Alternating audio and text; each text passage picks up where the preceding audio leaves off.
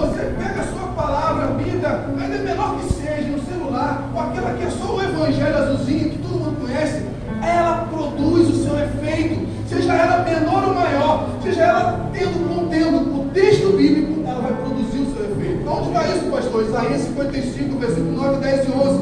A palavra do Senhor não voltará vazia, ela vai cumprir o que Ele está predisposto a cumprir. O problema, querido, é que o tempo das nossas vidas não está inserido na importância que ela é. Nós não damos a importância à palavra como deveríamos dar. É só olharmos, eu estou no plural, nós olharmos o nosso dia a dia e como nós nos debruçamos nela, como nós damos a prioridade a ela. Eu já falei aqui, só nesse período de tempo, gastei mais ou menos uns 3 minutos, que ela liberta, que ela alimenta, que ela santifica, que ela é luz para os nossos caminhos. Não é isso que o salmista vai falar? Salmo 119, versículo 105, lâmpada para os meus pés, é a tua palavra, e luz para os meus caminhos. Jeremias já falou para Israel, a palavra do Senhor como machado que esmiuça a penha, ela é como fogo que incendeia. Mas nós, infelizmente, continuamos a não priorizar a palavra. O meu povo é conhecido, para dizer Oséias, por falta de conhecimento. Eu fui em umas igrejas aí, que a Bíblia não é mais a palavra, a pregação, a exposição das Escrituras não é mais importante. Hoje, basicamente, se precisa só falar uns 20 minutos de palavra, já está bom. É que a ciência do entendimento, da pedagogia psicossomática, diz que o homem não entende menos do que 40 minutos. Você ouviu falar sobre isso? Se você passar de 40 minutos, as pessoas não vão conseguir pegar aquilo que você quer transmitir. Mas quem disse que eu quero transmitir, Filipinho? Quem está aqui para transmitir é o Senhor. Eu só sou um canal. Eu só sou um canal do Espírito. Paulo pregava 6 horas por dia. Sabe por que ele pregava 6 horas? Porque era o Senhor que ia conduzir todo esse processo. É Ele que vai inserir as Escrituras no seu coração nesta noite. Aleluia! E aí pegamos Lucas, capítulo 7. O médico, o historiador, o detalhista Lucas, discípulo de Paulo, vai escrever com detalhes Lucas, capítulo 7, que ele vai narrar a cura do servo do centurião e a ressurreição do filho da viúva de Naim. Lucas foi escrever esse evangelho para um lugar específico, para um povo específico que eram os gregos. Um povo que era voltado para um entendimento mais filosófico, gostava de detalhes e pormenores. Eu quero que você acompanhe comigo a leitura, que eu já quero te sacudir aqui, porque Deus me sacudiu. Vamos lá juntos? Abre a sua Bíblia. O pastor Hernani de Arão fala assim: se você chega na igreja, pega essa, Felipe, pega essa aí, e a igreja coloca a Bíblia de lado e fica te olhando, tem algum problema errado. Porque o cara vai ler um texto e vai viajar na maionese. Agora, quando o texto a mensagem é cristocêntrica e é baseado somente naquilo que a Bíblia diz, não tem como fechar ela. E nós vamos ficar aqui do 7, versículo 1 até o versículo 15. A noite toda, se for necessário. Estou brincando. Tendo Jesus concluído todas as suas palavras dirigidas ao povo, entrou em Cafarnaum. E o servo do centurião, a quem este muito estimava, estava doente, quase à morte. Tendo ouvido falar a respeito de Jesus, enviou-lhes alguns anciões dos judeus, pedindo-lhes que viessem curar o seu servo. Estes, chegando-se a Jesus, com instância, lhe suplicaram, dizendo: ele é digno de que lhe faças isso, porque é amigo do nosso povo, e ele mesmo nos edificou a sinagoga. Então, Jesus foi com eles, e já perto da casa, o centurião enviou-lhe amigos para lhe dizer: Senhor, não te incomodes, porque não sou digno de que entres na minha casa. Por isso eu mesmo não me julguei digno de ir contigo, de ter contigo. Porém, manda com uma palavra, e o meu rapaz será curado. Porque também eu sou um homem que sujeita à autoridade. E tendo soldados na minha ordem, e digo a este, vai, e ele vai. E a outro, vem, e ele vem. E o meu servo faz isto, e ele faz. Ouvidas essas palavras, admirou-se o Jesus dele, e voltando-se para o povo que o acompanhava, disse: afirmo-vos que nem mesmo em Israel achei fé como esta. E voltando para casa, os que foram enviados encontraram curado os servos. Eu quero te fazer uma pergunta. O centurião, ele era cristão? Pastor, mas o centurião era discípulo? O centurião nem menos era parte da multidão. E se nós, amantes da palavra e leitores do texto bíblico, quem já conhece a história da viúva de Naim, não há registro bíblico que a viúva de Naim tenha pedido alguma coisa. A viúva de Naim não pediu para que o filho dela fosse ressurreto. Muito menos o centurião, mas ele clamou, ele não clamou, o centurião não pediu para Jesus. Mandou os anciões, depois mandou os amigos. O que quer chegar, pastor? Eu quero falar sobre soberania. Eu quero falar sobre vontade de Deus. Eu quero falar que existe alguém acima das nossas ansiedades e dos nossos desígnios humanos. Existe alguém que está sentado que saiba o melhor para mim e para você. Amém. Como diz Paulo aos Romanos, fala assim, ó, para que possais conhecer como é boa, perfeita e agradável a vontade dele. O centurião, querido, se nós olhássemos pelas ciências humanas, ou pela vontade humana, pelo entendimento humano, pela cosmovisão humana, não merecia receber o que ele recebeu.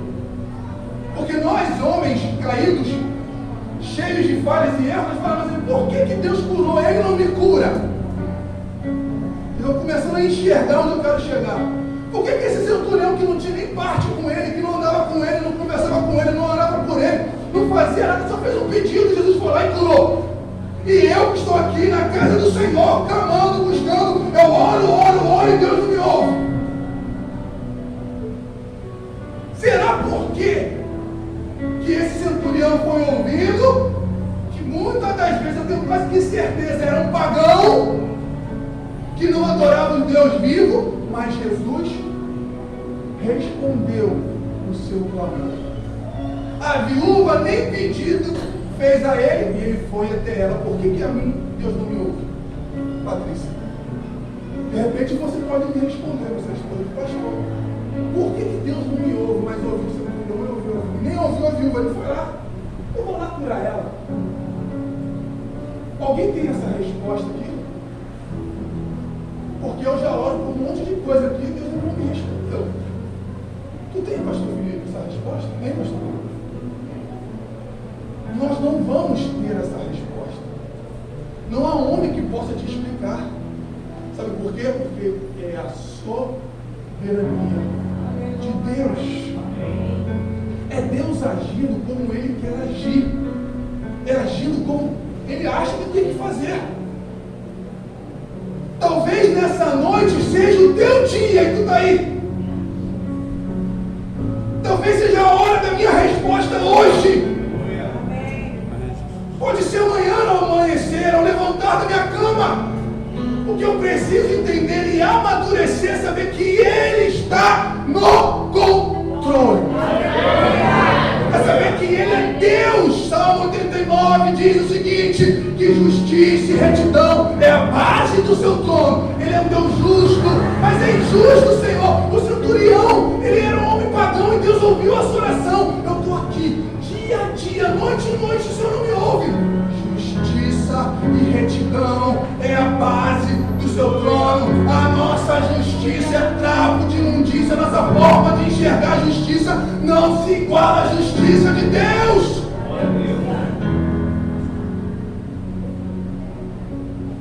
Mas a igreja do século pós-moderno é uma igreja que acha que pode balançar Deus e falar, eu quero para agora. Eu quero hoje. Pede que Ele faz. Dá que Ele vai fazer. Isso é balela. Ninguém consegue mover a mão de Deus. Eu vi muito isso. A oração move a mão de Deus. É balela. move nada.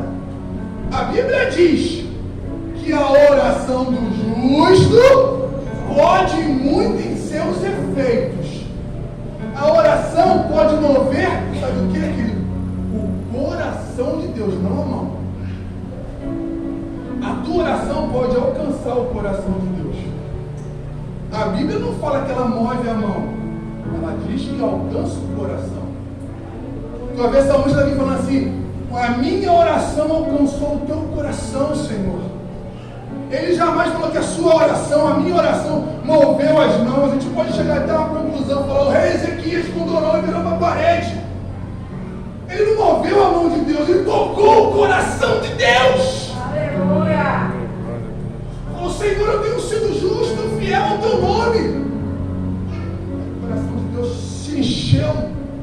Isaías, volta lá e diga para ele que eu vou dar mais 15 anos de vida. Mas eu queria começar essa mensagem para mexer comigo e contigo. Vamos amadurecer a igreja.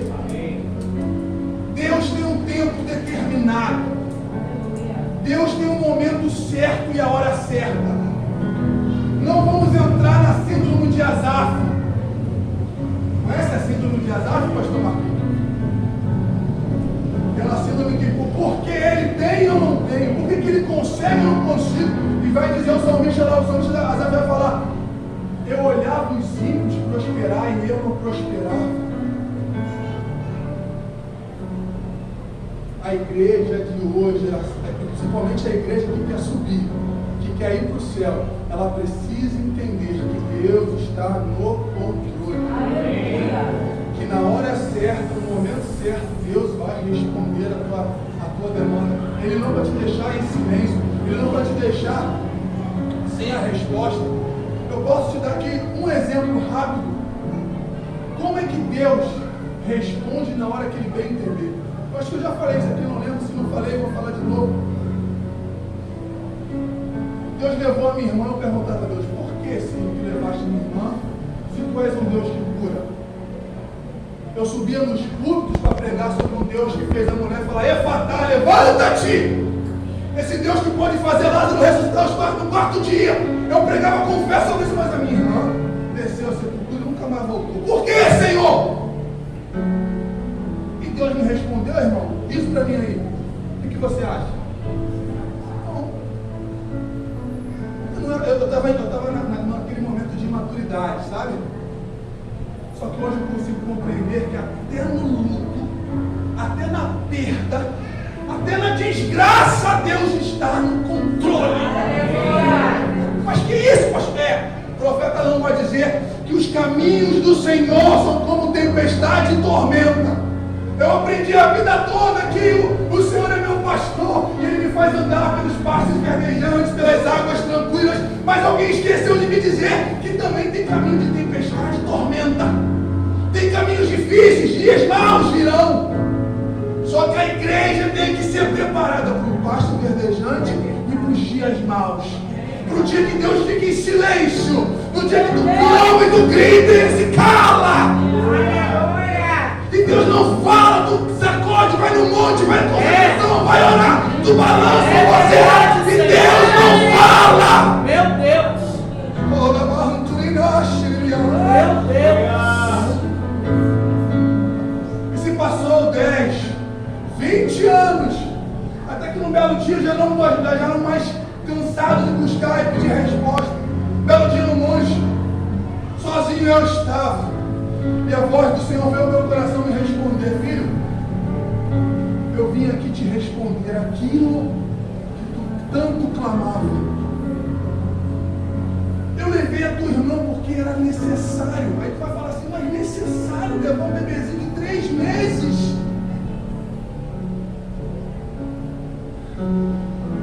O nosso entendimento, amados, nunca vai alcançar o entendimento do Senhor. Com a perda da tua irmã, a tua mãe teve o coração enlutado e aquebrantado. E aí ficou mais fácil o pastor Juarez e a irmã. Foi assim, irmãos, Deus me explicou ponto a ponto. A irmã Juarez diabo não vai me falar isso, querido. O diabo não vai me trazer vida e esperança, entendimento espiritual. E aí eu entrei com o pastor Juarez, a irmã Luci, alcançou a minha mãe. Minha mãe falou, vamos sair da ilha, vamos sair desse lugar, vamos para um lugar melhor, eu quero ter meu filho longe de uma família que era difícil, espírita, condombrecista, de samba, de tráfico. É a história do meu pai, da família do meu pai. Deus tirou, levou minha irmã, entrou no coração da minha mãe, deu entendimento para ela. Ela saiu da ilha do governador, conheceu a nova vida, congregou um tempo na Batista Nova Jerusalém, Monte Zerezinho, na ilha. Aí se mudou para a ilha, conheceu a nova vida. Resumindo a história, minha mãe se tornou uma serva do Altíssimo e ganhou a família dela toda para Jesus. Peraí, cara, o que é isso? Ele ganhou a irmã, ela ganhou a irmã, depois ganhou a outra, tirou uma que estava com câncer no candomblé, ela se converteu, vi minha tia Valdineia mudar da água para o vinho, cara. E Jesus trabalhando com a minha mãe e evangelizando ela passando pelo câncer, e minha mãe ali, ó, até que ela jogou tudo fora, abriu mão da idolatria e falou, quero o Senhor. Deus a levou, mas alcançou a alma, olha se perdeu. Deus tem as suas maneiras e o tempo dele não é o nosso tempo. E eu saí de lá de cima com um bálsamo no meu coração, falou, Senhor. Por isso que Salomão nos últimos dias falou que é melhor o luto do que a festa. Às vezes a gente está festejando, mas às vezes o luto Deus vai operar. Às vezes é no velório que Deus vai trabalhar. Pegou, entendeu, irmão? Amém. Então Deus é soberano. O centurião tinha que ser alcançado, mesmo ele sendo pagão. E a viúva nem pediu, mas Deus foi lá. Versículo 11. Um dia subsequente, ou em outras versões, pouco tempo depois, Jesus foi para a cidade chamada Naim. Naim ficava na Galiléia. Quase um dia de caminhada. Mas espera aí, cara. Filipinho, eu quero que não gostou aqui, cara. Tu deu para ele, irmão? É igualzinho a meio. Quem me deu foi até o pastor Alexandre. Peraí, gente, vamos lá. Então quer dizer que Jesus responde o clamor do centurião, e ele está a um dia de distância de Naim, e ele chega no exato momento que a viúva estava saindo de Naim, no dia mais difícil da vida dela. Um dia de caminhada. De Cafarnaum a Naim é um dia que ele está andando. Não tinha Uber, nem 99, nem bike elétrico, muito menos uma Kawasaki, carro, nada. Era camelo mesmo, dormir, vamos lá, ou andando a pé, enfrentando o sol e o frio. Sabe o que eu entendo por aqui? Deus tem a hora certa, o momento certo. Se Jesus se atrasa, cortejo ia passar, e ele ia passar pela frente da porta de Naim, ele não ia ver, não conseguiria enxergar a viúva. Vocês conseguem entender isso? Na minha versão aqui, que é a nova versão, versão Almeida atualizada, um dia subsequente, isso é um dia após ele ter feito isso, e eu consigo entender esse Deus soberano. Sabe esse Deus que saiu? Você saiu da sua casa. Qual é o seu nome? Juliana. Deus sabe o dia que você teve hoje. Ele sabe como você levantou, as suas angústias diárias, as suas perguntas cotidianas. Você veio à igreja, pode ter vindo pela manhã, veio hoje à noite, teve seus conflitos diários. Eu não sei como foi o seu dia, mas eu sei que existe alguém, como não só a Juliana, como todos nós, que sabe a hora certa e o momento certo de chegar, Juliana. É na hora certa, Deus não se atrasa. A Bíblia vai dizer que quando ele chegava com a multidão em alegria, saía uma multidão em tristeza. Foi no exato momento, não teve atraso, não teve correria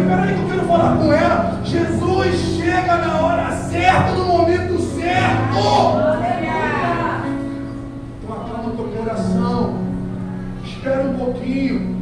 Na hora certa, no momento certo, ele virá. Eu coloquei aqui, ó. Jesus, o Deus encarnado, saiu de Cafarnaum no tempo certo de mudar a vida da viúva. E eu já quero rapidamente falar sobre a viúva. Primeiro que ela era uma mulher colocada à margem da sociedade, por ser viúva. Ia viver sempre precisando de um socorro.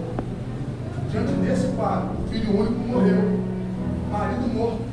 Ela ia precisar, sabe de quem? Da igreja. É que naquele tempo a igreja ainda não tinha sido constituída. Mas se hoje fosse os dias de hoje, a igreja iria abraçá-la.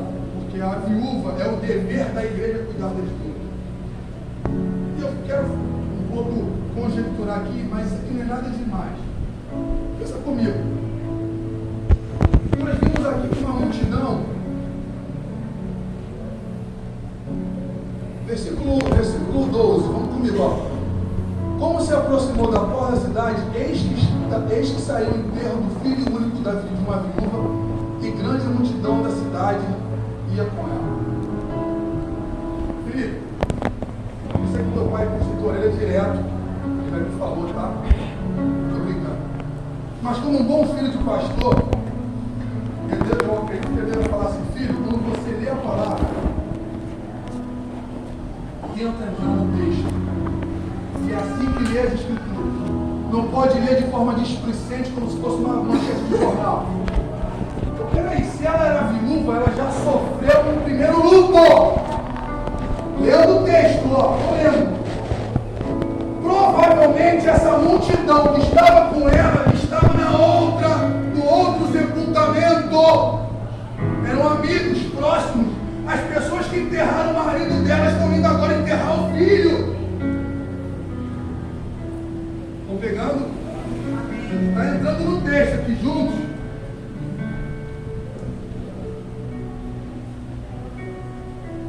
Eu quero que você consiga entender comigo aqui o versículo 11. Ó. Jesus foi para uma cidade chamada Naim, e seus discípulos, e numerosa multidão ia com ele. Na multidão que está indo com Jesus, aonde você está? Você é discípulo ou é multidão? A princípio, todos nós somos discípulos, amém? Amém. Aqui ninguém está atrás de sinal ou prodígio somente. Eu estou aqui porque Jesus é o autor e consumador da minha fé. Pega isso aqui, nós somos todos discípulos, legal. Agora, na multidão que está com a viúva, às vezes nós vamos estar também no meio dessa multidão. Como assim, pastor? Refletindo, fazendo uma análise do texto. Como assim, pastor? Quantas foram as vezes que você foi enterrar um amigo, enterrar um parente, um conhecido? Da mesma forma que aquela multidão acompanhava aquela viúva, às vezes os discípulos que somos nós também vamos acompanhar algumas viúvas, acompanhar alguns filhos que perderam os pais, acompanhar algum irmão que perdeu a irmã, um avô, sim ou não? Olha bem, tenta entrar aqui no que eu estou querendo revelar para você, aquilo que o Senhor trouxe no meu coração. A multidão que acompanhava a viúva provavelmente falou o que para ela? Chora mesmo. Coloca para fora esse choro, tu tem que chorar. De repente, até falou assim: caramba, você não orou ao Deus dos céus para curar o teu filho? Vocês concordam comigo que provavelmente possa ter acontecido isso na multidão? Aqueles que estavam com a viúva. Caramba, que Deus é esse? Levou o seu marido, agora levou o seu filho, te deixou desamparada. Eu tenho certeza que essa mulher ouviu isso lá. Tenho convicção. Sabe por quê, irmãos? É da nossa natureza humana questionar. A nossa natureza caída, ela já é indigna por si só. Ela vai ficar indignada com a situação, achando que, pô, eu não posso viver isso. Você vai ver Jesus falando assim: ó, ei, eu faço nascer o sol para o mal e para o bem, para o justo e para o injusto. nós não entendemos quando o mal chega para nós. Quando o mal chega para minha cara, quando o mal chega na minha vida, eu acho que isso eu tenho a possibilidade de questionar Deus. Senhor, o que é isso? E eu tenho certeza que aquela multidão tentou levar essa viúva até questionar Deus, a fazer ela blasfemar. A Bíblia não fala, mas olhando para a natureza humana, olhando para o que eu já vivi, humanamente falando, ela mesma pode ter ficado lá e falado: onde está o Senhor? Ela mesma, estou aqui conjecturando, tá, irmão? Não está nas escrituras. Ela mesma pode ter orado ao Senhor, falando: Senhor, me abandonaste. Não seria legítimo ela fazer isso, irmão? Fala comigo. Lógico que sim. Nós somos seres humanos, irmão. Ninguém super-homem aqui não. Deus levou meu filho, mas eu estou tranquilão. Que isso? Deus entende a nossa debilidade humana, a nossa fragilidade humana. É assim que a gente cresce, entendendo as nossas fraquezas, se dispondo, abrindo, jogando fora esse casco de super, de sou melhor, eu sou o cara. Certamente aquela mulher foi influenciada até para negar a Deus, ou falar contra o Senhor. A Bíblia não diz. Mas por que eu falei da multidão que estava com Jesus e da multidão que estava com a viúva? O impossível não cabe a mim e a você. Eu creio que aquele homem, na verdade, deixa eu tentar falar rapidamente aqui. As mulheres iam atrás e os homens iam à frente, num cortejo fúnebre. Normalmente aquela mulher estava lá atrás e os homens da família estavam levando o menino e o sacerdote mais à frente. Ela estava sozinha lá atrás, com as mulheres chorando. E a multidão ali com ela. Agora eu quero que você entenda o que eu quero dizer para você. Se você fosse daquela multidão que vinha com Jesus, qual seria a sua reação se você estivesse com aquela viúva? Estão conseguindo entender? Aquela multidão que estava com a viúva apresentou para ela o ombro, apresentou talvez um lenço. Chore aqui, toma aqui um lenço, pode chorar.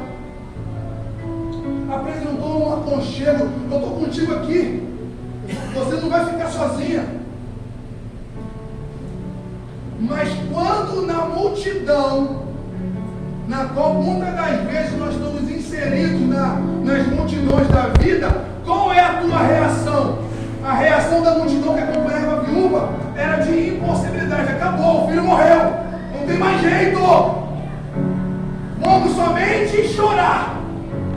Mas se eu e você somos discípulos do Cristo, e muitas das vezes estamos inseridos em multidões no cotidiano da vida, a nossa ação, a nossa reação no meio do caos não pode ser essa. Que isso, pastor?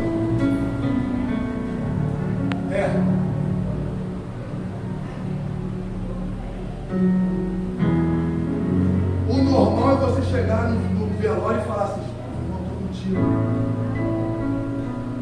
Chora mesmo, o Senhor está no controle. Vai falar que não é isso, irmão. Essa é a nossa reação. Eu tive várias e várias vezes esse tipo de reação. Tu vai ver lá, fui sepultar um amigo músico lá de Inhaúma, tu vê a esposa, os amigos chorando. O que você vai falar para ele? Nós já chegamos assim, limitados. O que eu vou falar? Sabe o que acontece? Nem parece que discípulo eu sou. Porque diante da adversidade do luto, a gente toma um baque tão grande que até a nossa boca se fecha para o que Deus quer falar, para o que Deus quer bradar naquele dia de luto. A gente se anexa ou se comove com o choro e acaba entrando no choro, e você acaba virando a mesma multidão que acompanhava a viúva. Eu quero te dizer, querido, saindo um pouco desse modelo do que nós estamos lendo, como é que é a sua reação quando a mulher que chega do trono e fala assim: cara, vou me divorciar, vou me separar do meu marido? Qual é o seu proceder diante dessa procissão do caos matrimonial? Você vai oferecer o ombro? Querida, é difícil. Eu vou estar orando por você. Eu vou entrar em oração por você. Você fazendo isso, você é a multidão que acompanha a viúva. Oh, deixa eu brincar no terraço. Agora, aquele que é da multidão de Cristo, que é discípulo, você vai se divorciar. Eu repreendo em nome de Jesus que nós vamos guerrear porque o casamento é do Senhor. Ah, mas tu não conhece a minha história. Eu não preciso conhecer. Ele conhece. Ele pode mudar a tua história. Ele pode mudar esse casamento. Ele pode mudar essa enfermidade. Ele pode mudar a circunstância do teu filho. Ele pode mudar tudo. Ele é o Deus do impossível. Não, mas eu vou me intrometer na vida dele, filho. Eu vou ser muito evasivo. Eu vou entrar dentro de um ambiente que não me cabe. Querido, se Deus permitiu essa multidão de choro e angústia vir até você, deixa Deus te usar naquela hora. Seja a boca de Deus para levar a vida e não ser o cotidiano do mesmo. Eu vou orar e deixa comigo que eu vou estar orando contigo. Relaxa que você tem mais um para orar contigo, não. Eu não aceito isso com a autoridade do nome de Jesus.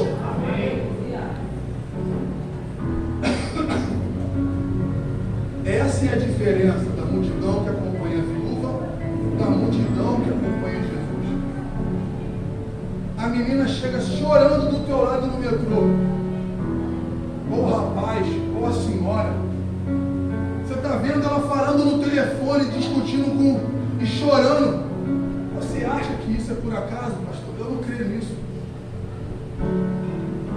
Eu vi o pastor responsável pela Esperança Rio.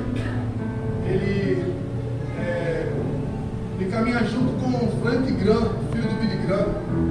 Ele pregou lá na minha igreja e ele falou sobre algo que mexeu com a minha estrutura.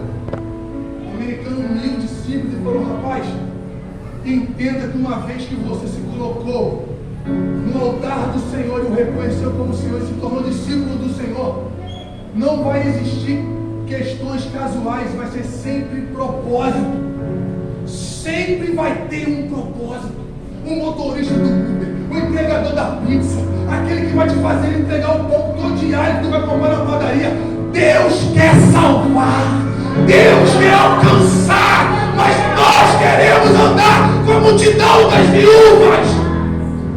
Nós somos chamados para andar com Jesus, a multidão que anda com Jesus. A multidão que anda com Jesus, toda oportunidade é momento de jogar semente. Qualquer hora, até ali no sinal, na hora que você para atravessar, querido, nós precisamos estar conectados com o Senhor.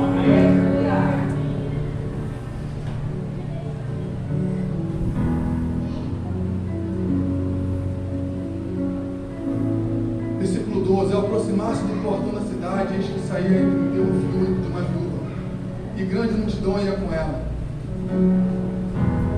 Ao vê-la, versículo 13, o Senhor se compadeceu dela e lhe disse: não chores.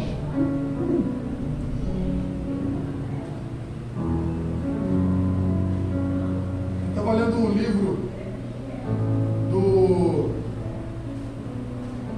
Josh McDowell, que ele fala sobre as impossibilidades da igreja pós-moderna. E um dos maus da igreja hoje, Nova Vida de Piedade, Renova, todas elas no centro da terra, é a incredulidade. Nós nos tornamos incrédulos sem saber. Nós não conseguimos acreditar que Deus pode fazer um morto ressuscitar dentro do velório. Se Ele tiver propósito nisso, Ele pode fazer, irmão. O diabo tem tentado colocar em nós de incredulidade. Eu lembro do capítulo 3 de Paulo aos Romanos, no versículo 13, ele vai falar assim: ó, pois é, pode a incredulidade anular a fidelidade de Deus? A A igreja pode ser incrédula, mas a fidelidade de Deus vai permanecer. E em algum lugar Ele vai usar alguém para que a fidelidade dele se manifeste. Para aquele que caminha na rua chorando, precisando de uma palavra. Se a igreja estiver incrédula, Ele vai levantar pedra para falar com aquele que precisa. Se a igreja continuar incrédula, não acreditando que Ele está aqui vivo, querendo usar a igreja, Ele vai usar quem Ele achar que tem que usar. Se for preciso, Ele usa a mula, mas Ele alcança aquela alma carente e que precisa de ouvir a palavra. A incredulidade está tomando a igreja. A vergonha, o medo de Deus querer nos usar, irmão. Deus quer nos usar na profundidade, na sensibilidade do Espírito.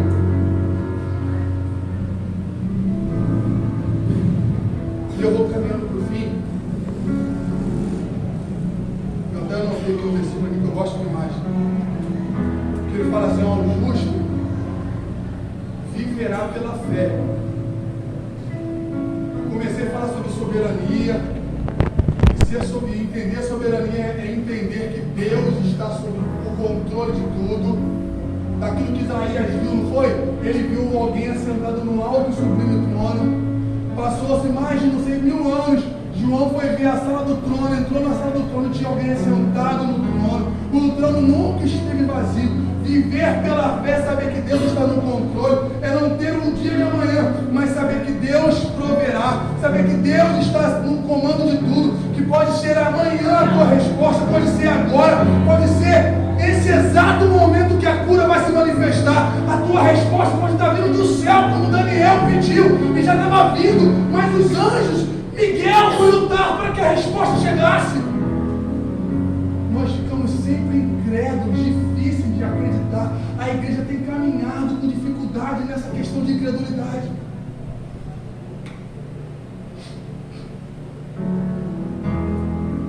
No meu texto fala que ao vê-la, Soraya, Jesus te viu hoje.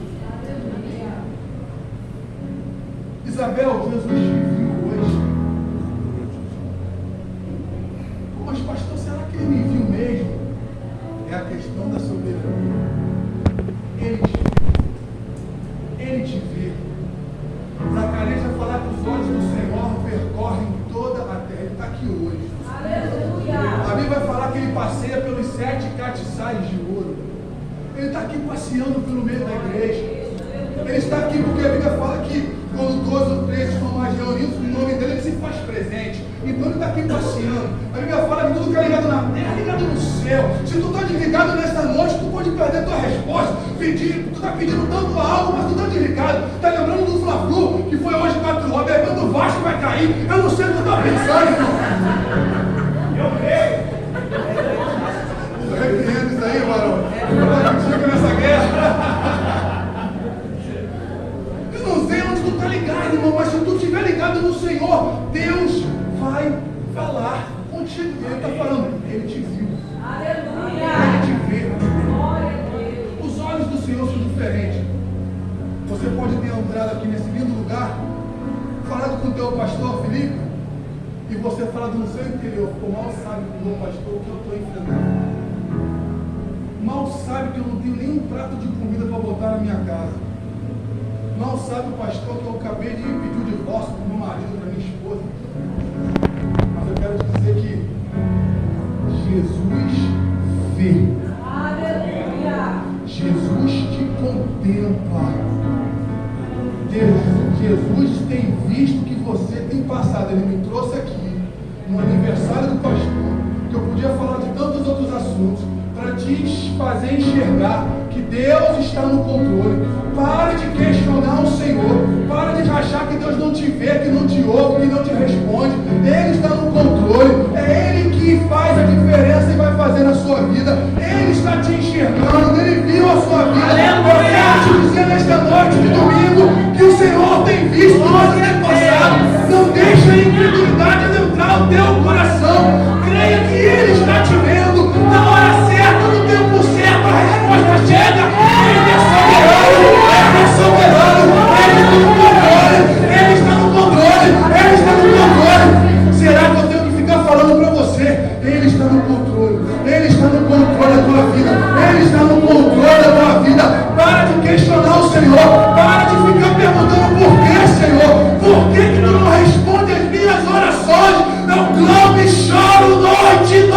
Exalte! Brilhante suminaste! Deus me trouxe aqui nesta noite para te responder, mulher. Eu sou soberano. Eu estou no controle. Eu estou no controle. Eu estou no controle. Eu estou no controle. Eu estou no controle.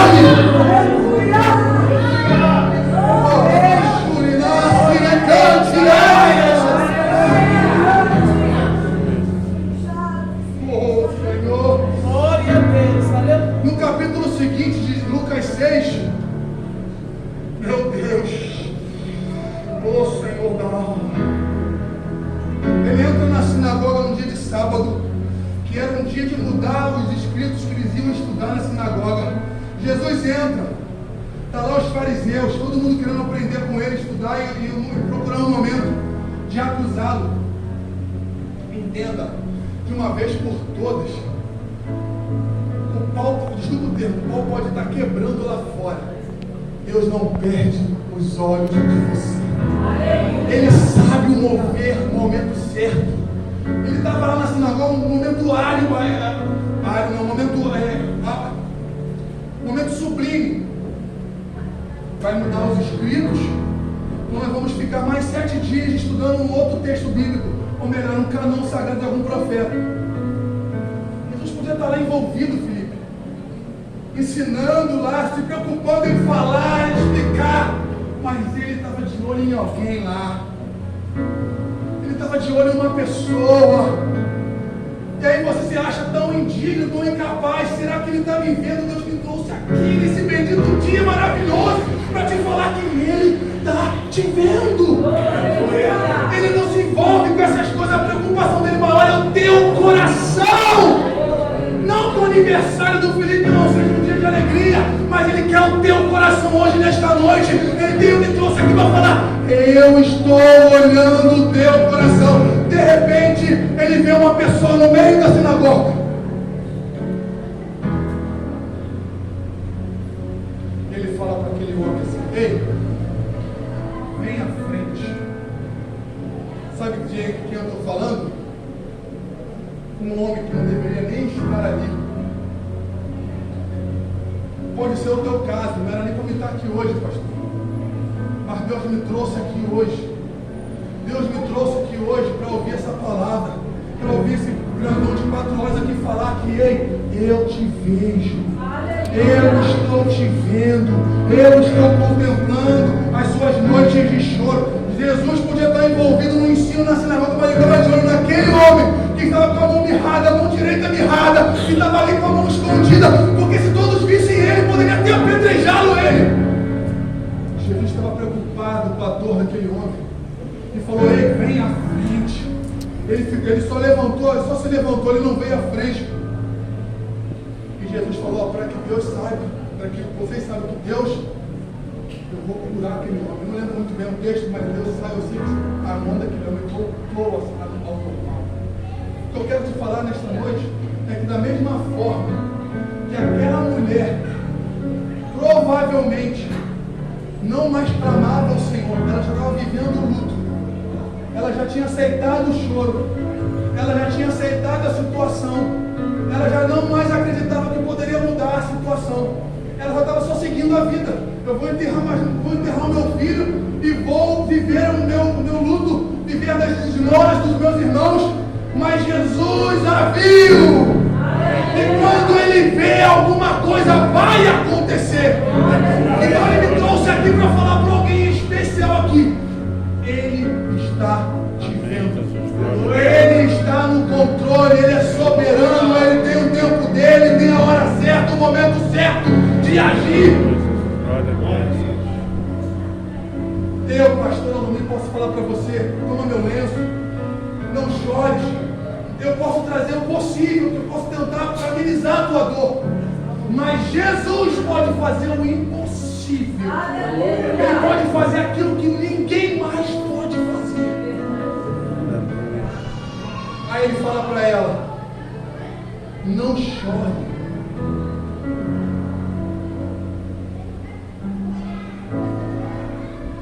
Chegando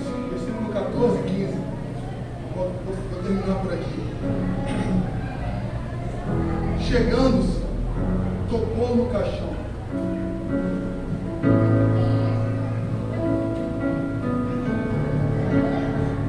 E o que os estavam carregando pararam.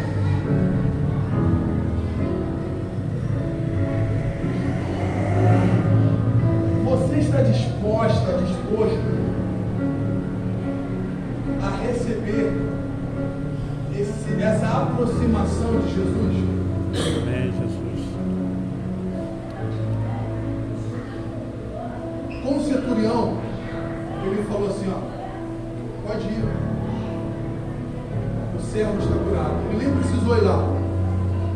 Ele nem precisou criar um vínculo de intimidade, nem com o servo, nem com o centurião. Bastou uma palavra do mestre que aquele servo foi curado. Sim ou não? Sim. Mas da viúva, ele se achegou a ela. Chegando, ele foi até lá quando não deveria ir. Ele tocou no caixão quando não deveria tocar. Você está disposta, ou você está disposto a receber Jesus? A falar, Senhor, eu quero que o Senhor se achegue a mim, como o Senhor nunca se achegou na vida. Amém, Jesus, se achega. Eu quero que o Senhor se achegue a mim, Senhor, como eu nunca experimentei nessa face da terra, da minha vida, da minha caminhada.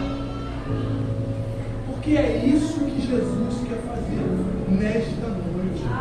Ele não quer somente dar uma resposta, ele quer se achegar a você.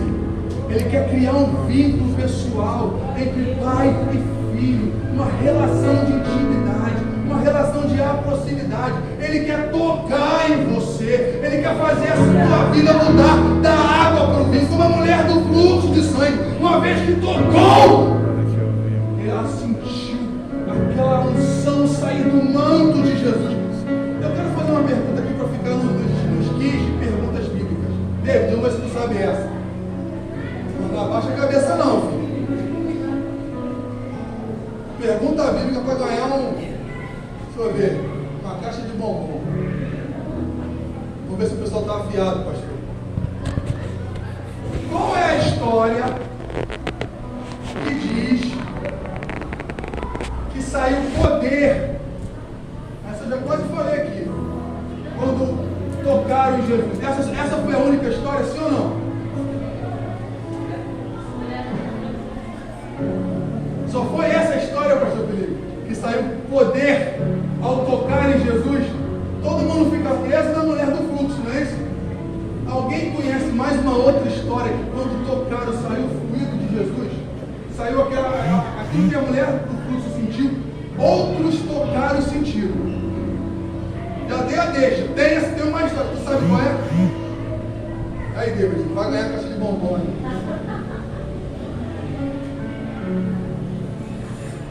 Lucas capítulo 6, vamos lá, irmãos. Sabe o que eu estou querendo mostrar para vocês, querido? Ouve aqui que eu vou falar para você. Só quem tem experiência é aquele que se predispõe a ter. Aquela mulher só teve a experiência de sentir o poder fluir das vestes de Jesus até ela. Ela sentia a cura porque ela se predispôs a enfrentar a multidão e a tocar nele. Você falou comigo aqui, eu quero me aproximar, eu quero que ele se aproxime de mim. Vamos lá.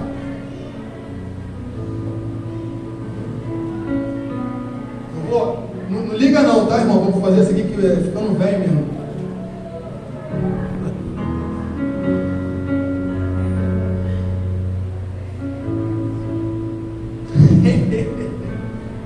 Eu estava na dúvida, Felipe, que você realmente estava certo, sabia?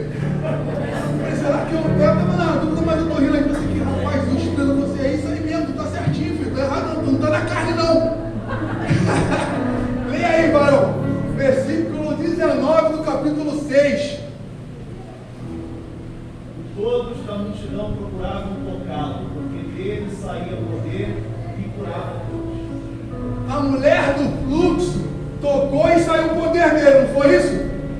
Agora, quem quer tocar em Jesus vai ter a mesma experiência que ela. Isso não estava somente para ela, está para todos que querem. Jesus tem acesso, ele é inclusivo, dirigindo essa palavra. Glória a Deus. Tá? Ele não faz acepção de pessoa, porque um cidadão mendigo fedido ali falando, eu quero Jesus. Ele vai falar: vem, toma! Aleluia. Vem e toma, recebe! Se entrar uma prostituta, um transvestido, seja quem for, Jesus vai abraçar e falar assim: tu queres, toma! Glória a Deus. Basta querer, é só tocar nele que sai fluido de poder. Você quer se achegar a ele? Você quer que ele se achegue a ele? Você quer que ele te toque? Aqui eu falei que você toca a ele. Imagine ele te tocar.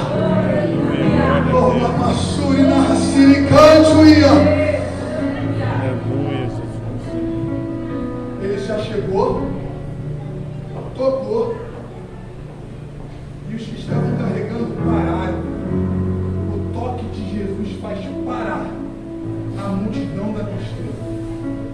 O dia de angústia, o dia da solidão, o dia de não ter a resposta. Ter Jesus, ele faz a diferença. Mas, pastor, e se a resposta não vir hoje? E eu vou finalizar por aqui. Sabe qual é a grande diferença da igreja pós-moderna? É que ela não vive por sinais. Ela não pode viver por sinais. Pega isso, amado. Isso vai te ajudar a chegar ao céu. A igreja que vai subir não vai viver nessa terra se ligando só nos sinais. E em que eu tenho que me ligar então, pastor? Em evidências do fruto. Que isso, pastor? Marcos vai falar aqui, ó, alguns profetizaram, outros falavam em línguas, outros curaram, mas ele nem conhecia eles. Sinais. Mas como é que eu evidencio uma igreja viva, uma igreja que está caminhando com o Senhor na palavra? Gálatas 5:22. O fruto do Espírito, a exteriorização de Cristo morando dentro de você. A igreja que busca sinais, ela pode buscar, mas ela precisa antes evidenciar o fruto. E aí quando vem o dia do silêncio, o dia da guerra, eu tenho o fruto, a paz. No dia da tristeza que vem a todos nós, eu tenho a alegria que vem do Senhor. No dia da guerra, que o marido se levanta, eu tenho o domínio próprio, eu tenho a longanimidade, eu tenho a benignidade, eu tenho o amor. É por isso que a igreja passa por tanta dificuldade, pelas adversidades da vida, porque não olha para Gálatas 5:22, que é a evidência do fruto em nós.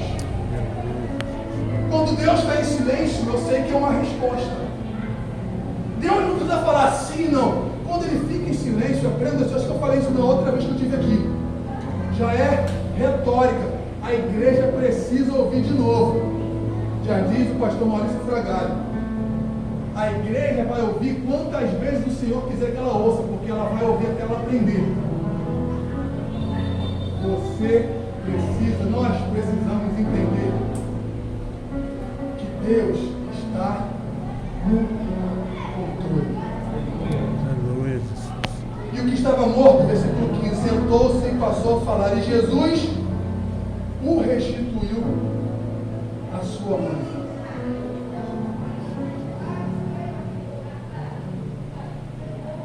Eu não sei qual direção você está tomando na sua vida. Eu não sei quais decisões que você tem tomado. Mas Deus me trouxe aqui até para isso, te alertar. Pare. Se as decisões não são pautadas nas Escrituras Sagradas, pare. Se achegue ao Senhor, peça por Ele. Senhor, toque na minha vida. Toque, Senhor, eu preciso do Teu toque, eu preciso sentir a Tua presença. Que você nesta noite saia com essa palavra no teu coração. Deus é soberano. Ele está no controle. Ele age da maneira que Ele quer, da forma como Ele quer. Ele tem visto dos teus choros, das tuas angústias, das tuas súplicas. Ele está no controle. Se você quer tocar no Senhor, se coloque à disposição de tocar. Ele está aqui. Como ficar de pé, irmãos? Vamos louvar o Senhor. Glória a Deus. Feche os teus olhos. Aleluia, Jesus.